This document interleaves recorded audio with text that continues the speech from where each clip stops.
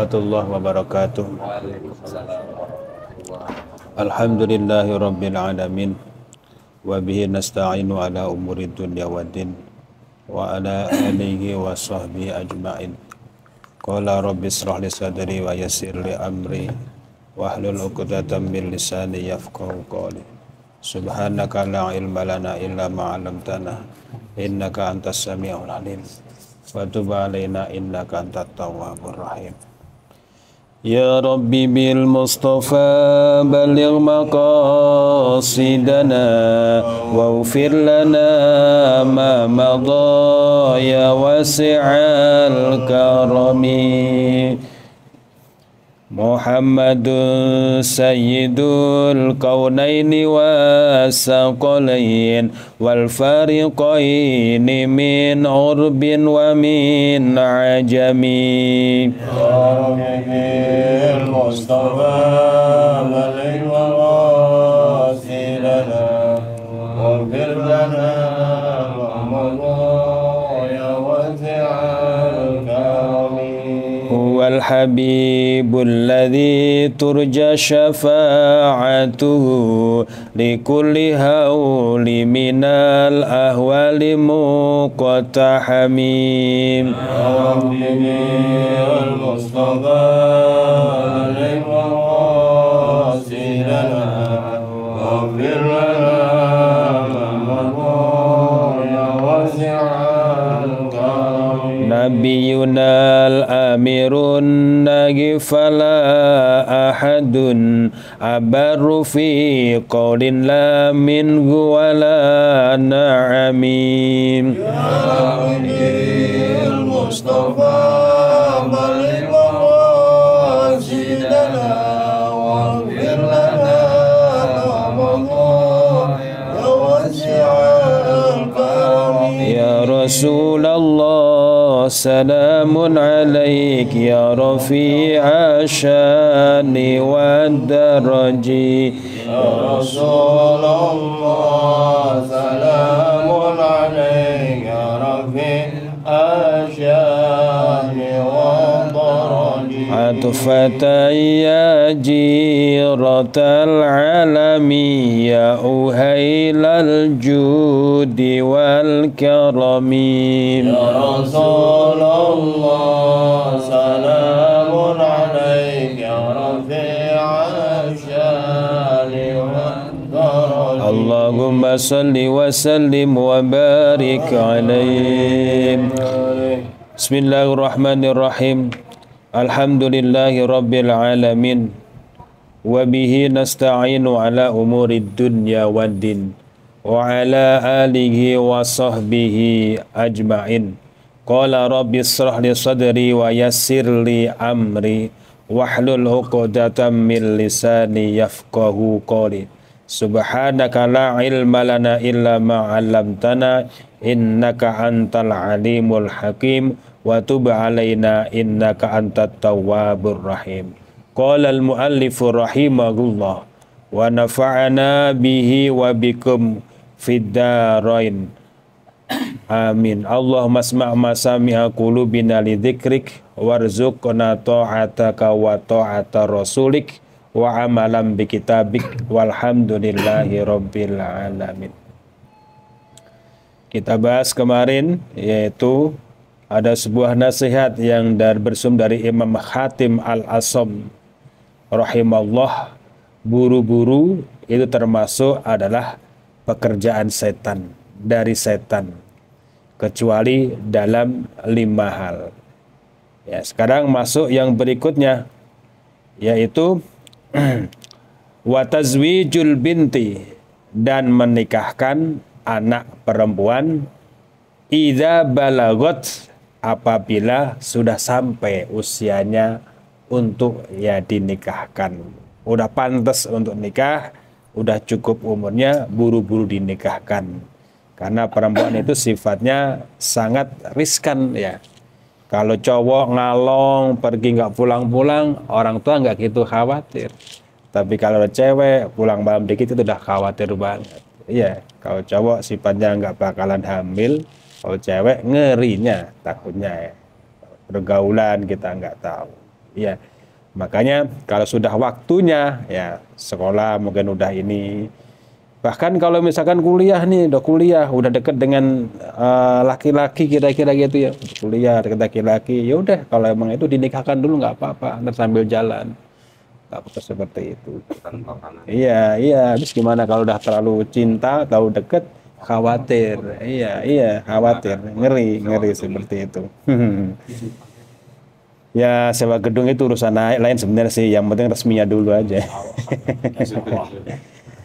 Jadi watazwijul binti harus disegerakan tuh idza balagot, menikahkan anak perempuan apabila sudah sampai waktunya, waktu usianya.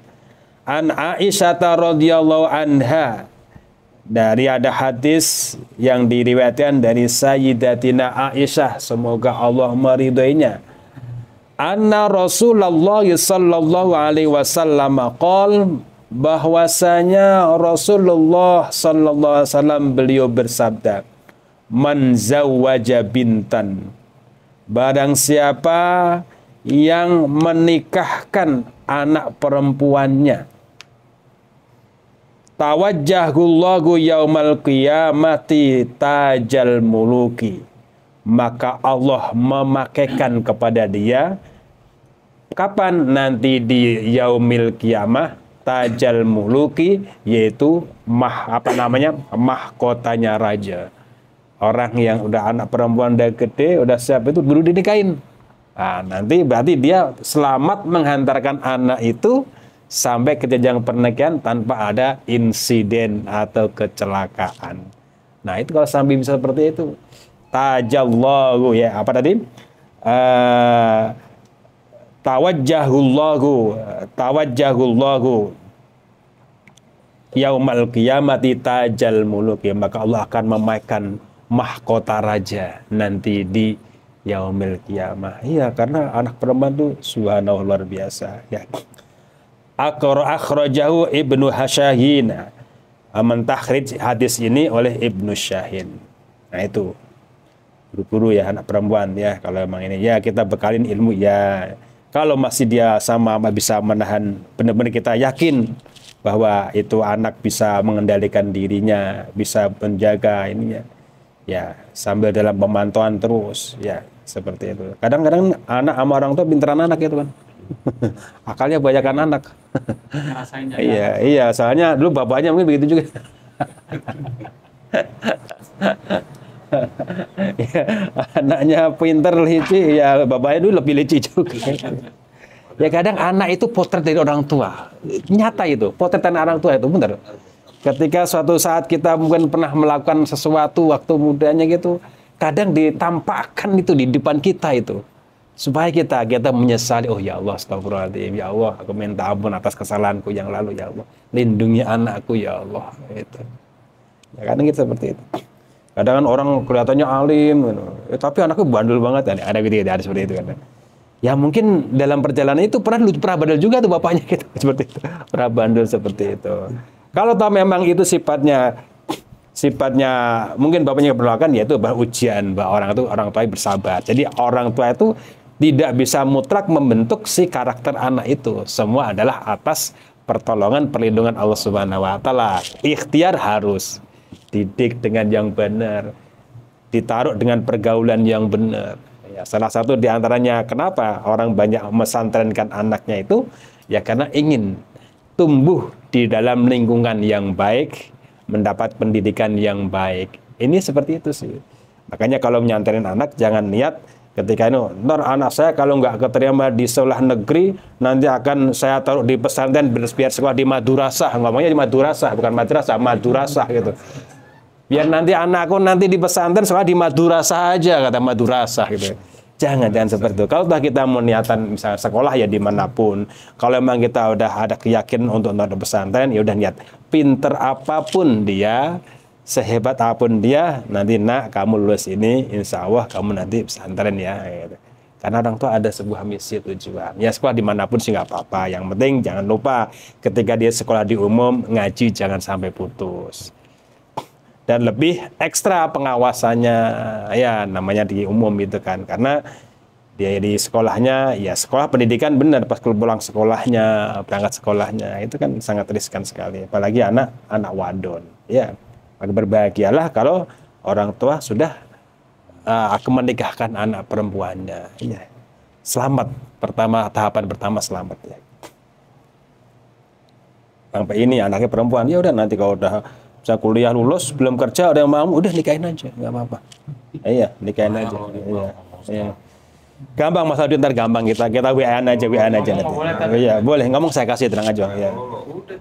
Iya, ngomong saya kasih, tenang aja Bang. Oh, yang berikutnya adalah buru-buru yang bukan merupakan perbuatan daripada syaitan, yaitu waqadha uddaini idza wajaba atau ka'anja'a ajaluhu, yaitu membayar utang. Apabila idza wajaba ka'anja'a ajalu, kalau sudah jatuh temponya. Syukur-syukur apanya? Ya kalau nggak ada, ya namanya nggak ada. Kalau nggak ada mau diapain gitu ya? Ya kita ngomong terus terang. Yang penting ada keterbukaan. Jadi yang penting itu gini, kan sampai kan ibadahnya Nabi mewanti-wanti gitu ya, masa bahwa ketika orang meninggalkan hutang, Nabi bahkan pernah nggak mau mensolatkan itu seperti itu. Ya karena hutang itu tidak bisa lunas dengan Allah maghfirli. Ya Allah ampuni saja, itu nggak bisa. Karena masalah itu adalah hablum minan nas, ada hubungan dengan manusia. Masuk ke bank kan? Kalau bank, iya sebenarnya yang penting gini, ada niatan untuk membayar. Tapi kadang-kadang nanti misalnya saya nggak tahu teknisnya, di bank itu kadang-kadang kalau udah meninggal itu ada sebuah kebijakan nanti dianggap lunas. Kalau dari pihak yang itu melunaskan itu selesai. Selesai. Mas ini misalkan Bang Pai punya utang sama saya lah gitu ya. Kalau saya utang Bang Pai jangan dulu lah gitu ya. Bang Pai punya utang sama saya misalkan, tapi kan belum pernah gitu kan misalnya itu.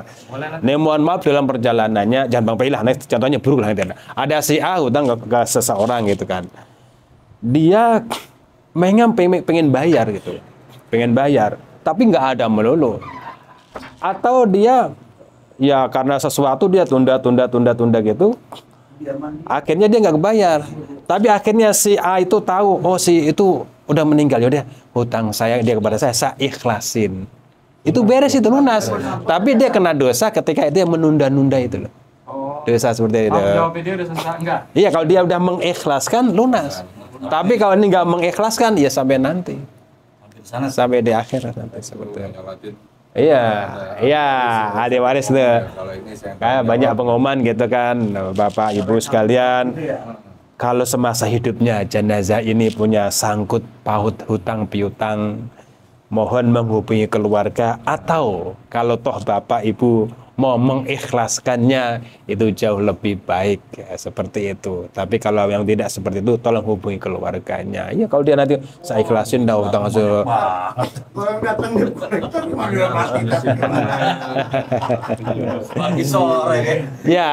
Ya sebenarnya gini, kaitan utang itu kan bukan masalah mau debt collector sama siapa, namanya utang ya utang ya. Tapi minimalnya kalau ada utang sama siapa dia pokoknya kebayar lah gitu. Pokoknya kebayar seperti itu.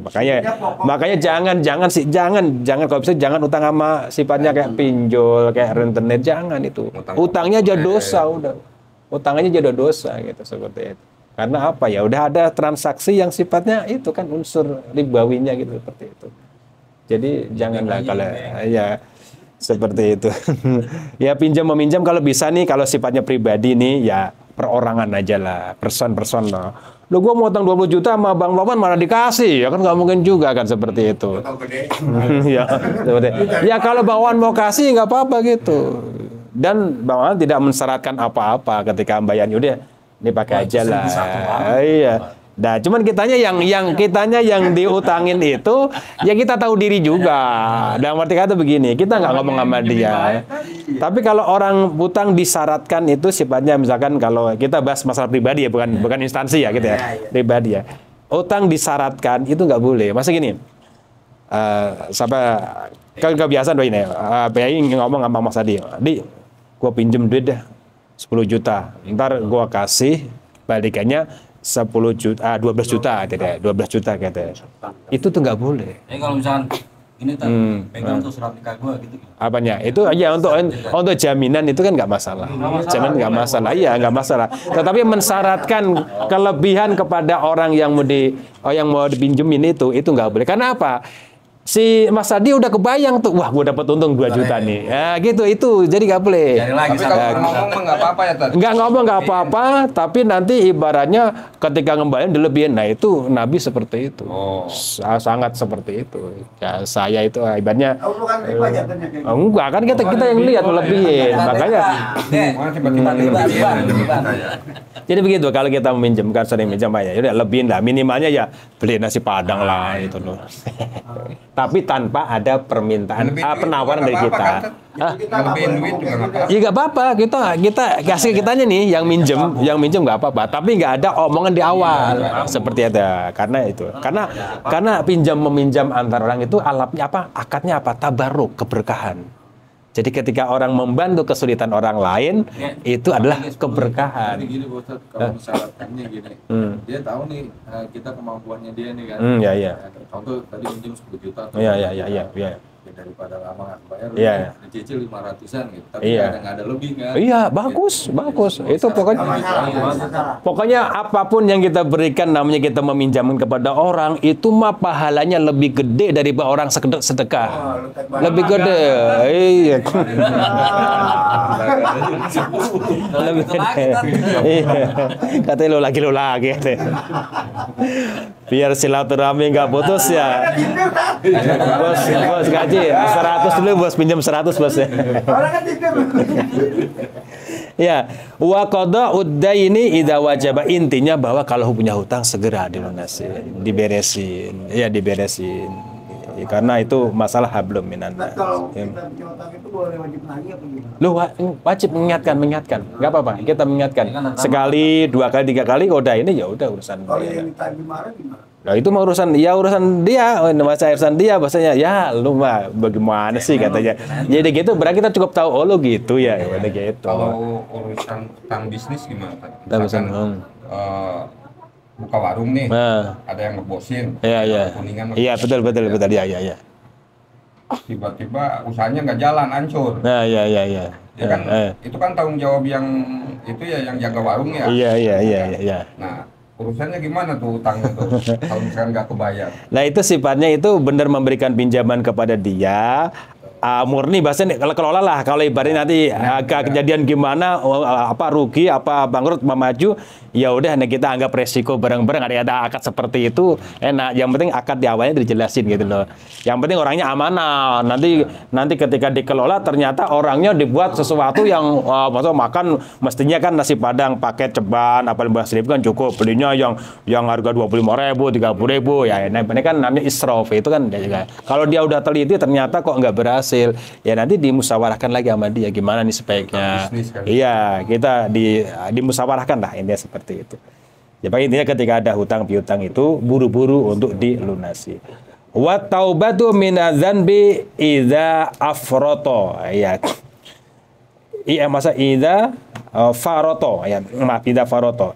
Dan bertobat dari dosa idza faroto biwazni qatala, akhirnya taqaddama. Dia bertobat dari dosa apabila telah melakukan dosa. Sudah melakukan dosa, buru-buru diistighfari. Jadi namanya tobat yang sifatnya yang gampang diterima ketika dia salah mulut sekaligus astagfirullah, kenapa saya melakukan seperti itu, diistighfari. Ya maksudnya biar tidak nanti meskipun itu dosa kecil kita nggak istighfari, lama-lama jadi besar karena perilaku dosa kecilnya terus menerus tuh. Maka ada istilahnya itu la sigoro mal istighfar wala kabiro mal istimror. Ya, tidak ada istilah namanya dosa kecil kalau dia dilakuin tiap hari. Ya, atau tidak ada dosa kecil kalau dia diiringi dengan istighfar. Dan tidak ada dosa besar kalau dia melakukan dosa, tidak ada dosa besar kalau dia diiringi dengan istighfar. Dan tidak ada dosa kecil kalau diiringi dengan terus-menerus. Masa ngelakuin dosanya terus-menerus. Nah, seperti itu nanti jadi besar juga. Kan dosa kecil, tapi dia tidak istighfar. Ya, seperti itu.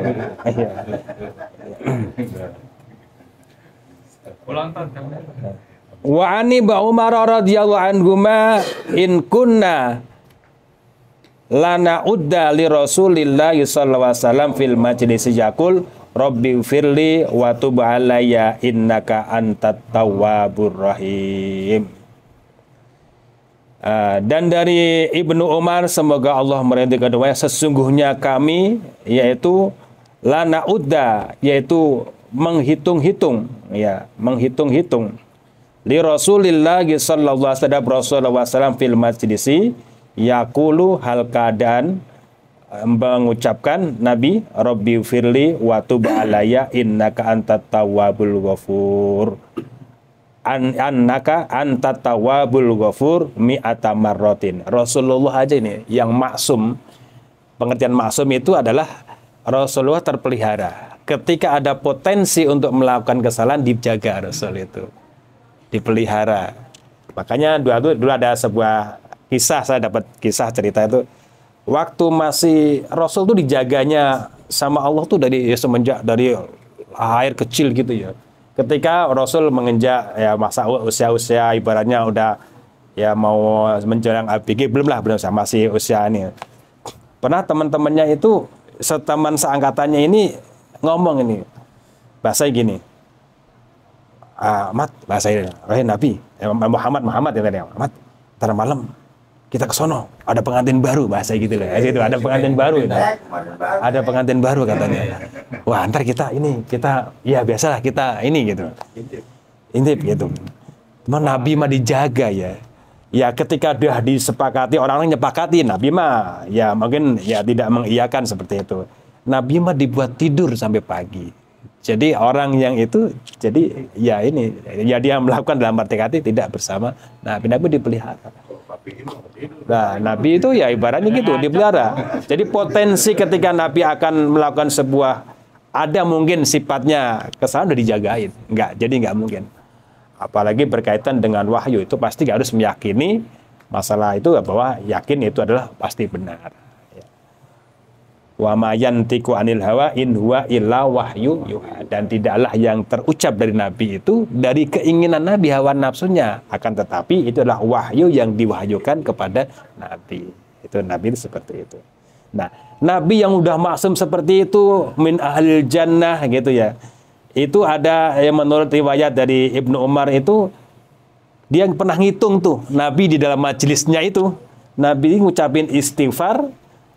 Apa kalimatnya? Rabbi firli wa tub alayya innaka antat tawwabul ghafur mi'ata marrah, 100 kali. Maka ini bulan Rajab ini kan ya, ada istighfar Rajab ini yang saya lihat ya. Rabbi firli warhamni wa tub alayya. Itu banyak-banyak dibaca tuh.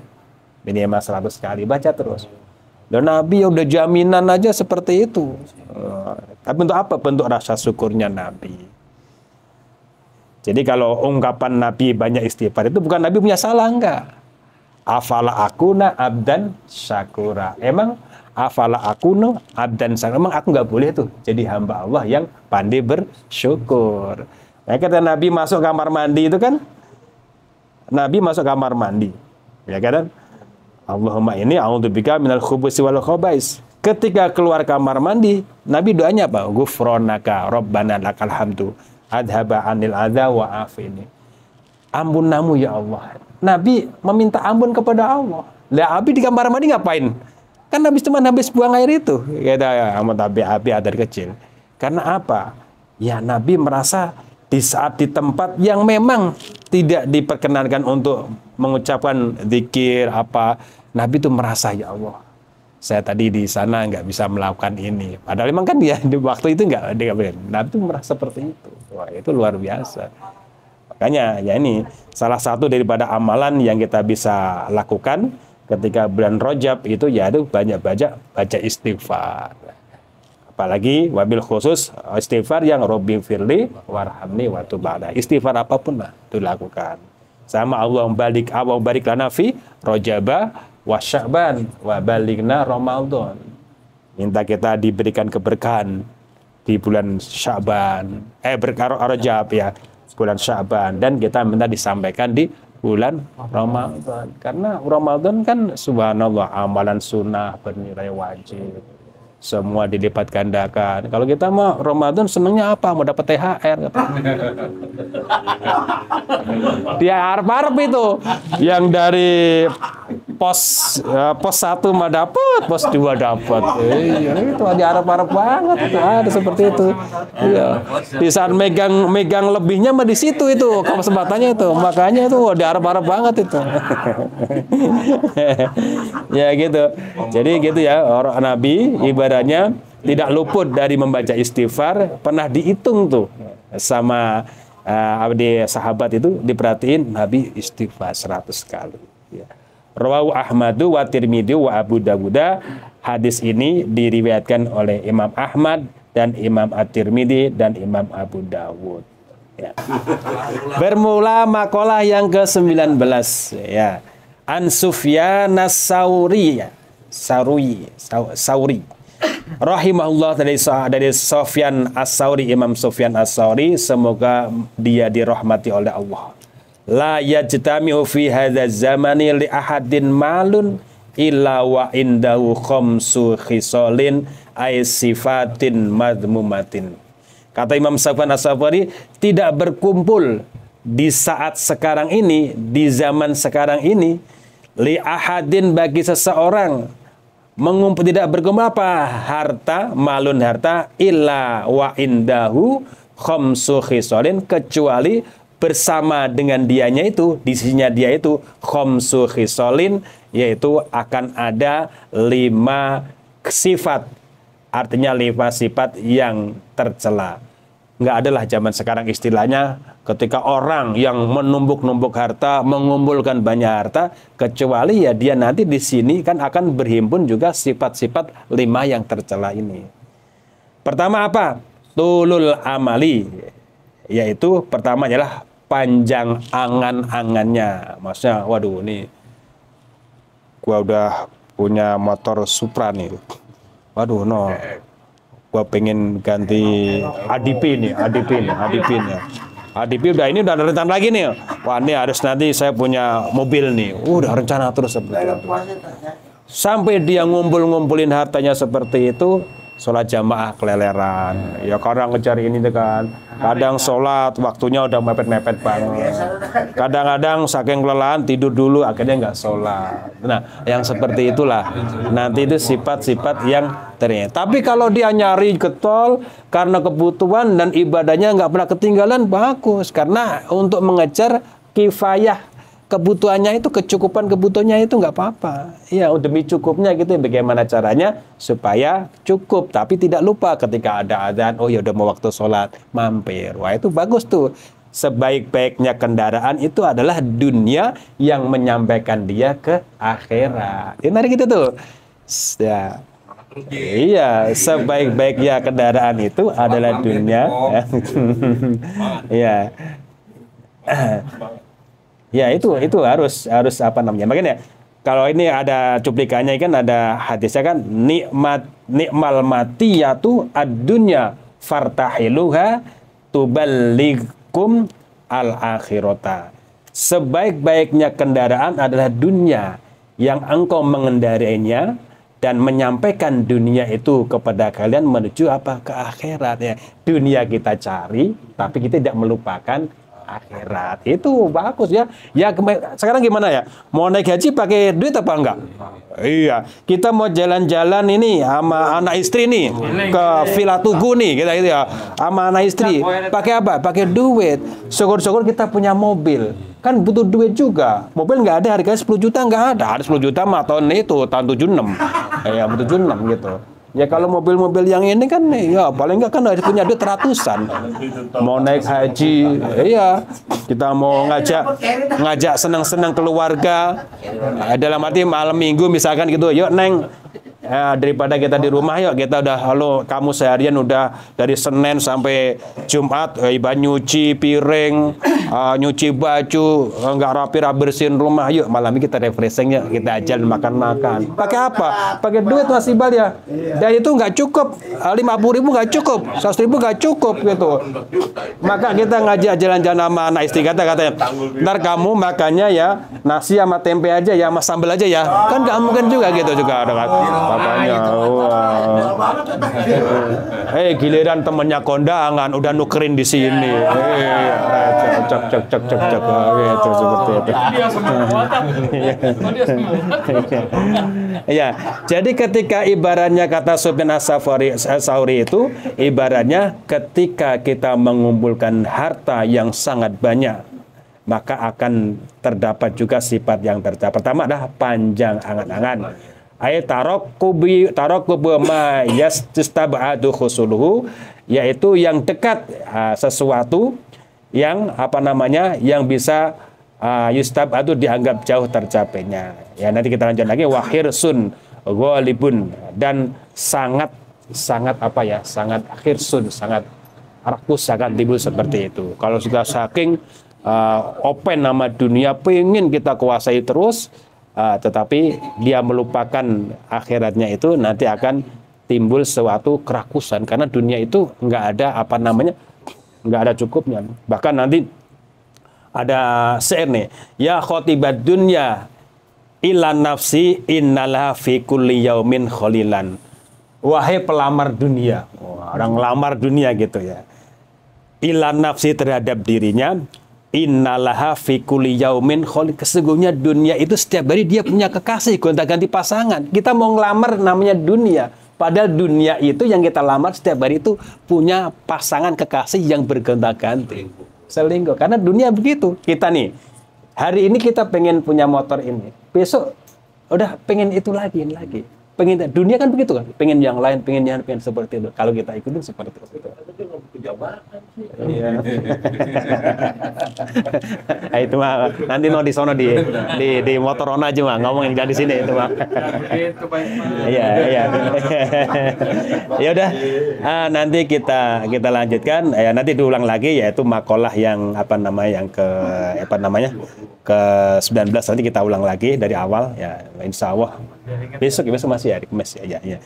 Ya, mudah-mudahan kita semuanya ini perlu anak kita jadi orang kaya yang sambil taat kepada Allah. Amin. Karena sebaik-baiknya kendaraan adalah dunia. Lah dunia itu bisa menyampaikan kepada akhirat. Ya, kita doa gitu. Kita doa. Kalau doa jangan ibaratnya, kalau Nabi kan berdoa Allah maj'alni miskinan ya. Kita mah jangan gitu. Karena Nabi pun juga bikin wanti-wanti kadal fakru ayyakuna kufron. Hampir saja ketika orang fakir, susah, itu akan mendekati kafiran. Iya, banyak kejadian orang miskin, kasih Indomie tertarik. Karena apa? Dia nggak ada lagi seperti itu. Kita doanya ya umajal waladan goniyan, ya aliman gitu, nggak apa-apa. Ya Allah, jadikanlah anak keturunan kami orang alim, orang kaya gitu, nggak apa-apa. Karena naik haji butuh kendaraan, butuh uang. Orang kita mau pergi jalan-jalan butuh uang. Ya, kita beli rumah butuh uang. Jangan kita ngontrak, nanti anak juga ngontrak juga, jangan. Ya, setidaknya kita ngontrak, anak kita tidak ngontrak. Seperti itu. Ya, doanya apa? Itu semua akan diraih dengan ibaratnya dengan dunia itu, tapi dibekali dengan ilmu. Nanti kalau dibekali dengan ilmu, ya dia dunia tidak sembarangan, gitu ya. Tidak hanya ngumpulin doang, tapi juga hati-hati ngumpulinnya. Ini baik, ini buruk, ya itu diambil. Gitu, ya. Ya. Wa a'lam bishawab. Subhanakallahumma bihamdika asyhadu an la ilaha illa anta astaghfiruka wa atubu ilaik. Assalamualaikum warahmatullahi wabarakatuh.